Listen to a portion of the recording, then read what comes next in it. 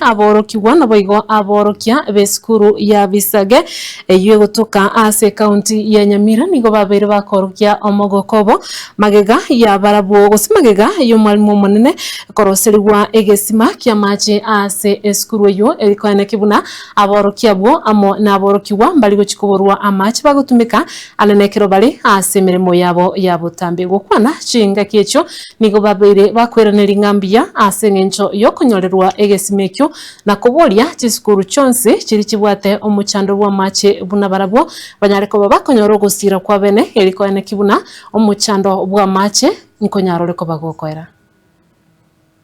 Is Thomas Bundi, the principal of Gisage High School, Senior School, and I want to say that this is one of the very happiest moment we have as a school, because one of the key or a serious challenge we have had for many years of water has been solved.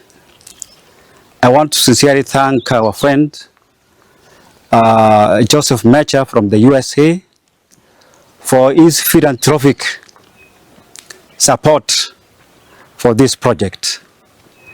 We have for many years been trying to reach to various government agencies for support especially on this issue of water, but we have not had any assistance.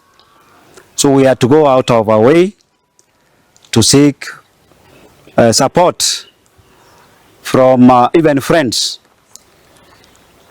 one of whom accepted to fund this project.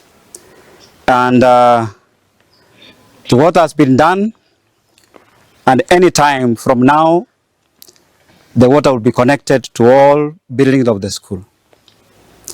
Our school is located somewhere in a place that is very far from the water points.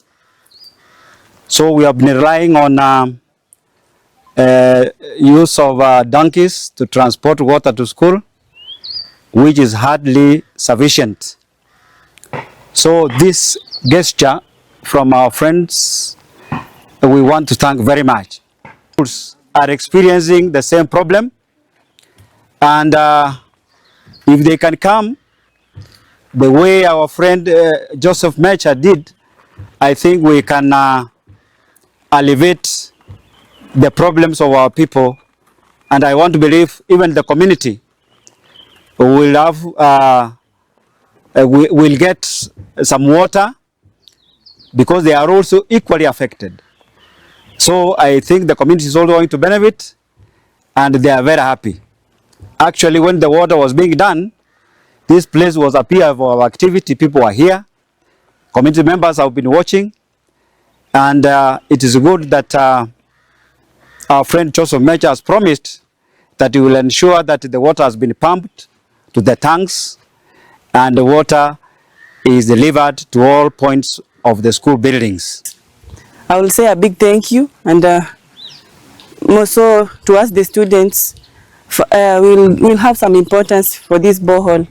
First of all, we as the boarders will have enough time to at least get deeper into our studies, because mostly the boys were forced to go some days and bring some water from Getembe, so they will at least concentrate on their studies. Another thing, maji ni changamoto kubwa sana, na bila maji hakuna jambo lingine ambalo tunaweza kufanya. Tunampea shukrani kwa moyo mkunjufu alionao akaweza kutuletea maji.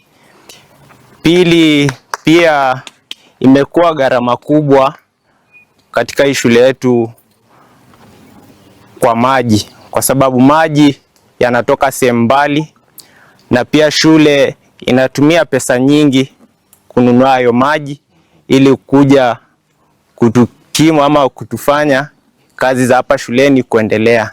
Kama mnavyoona, pia shule yetu iko na wanafunzi wa bweni, na bila maji hakuna jambo lolote ambalo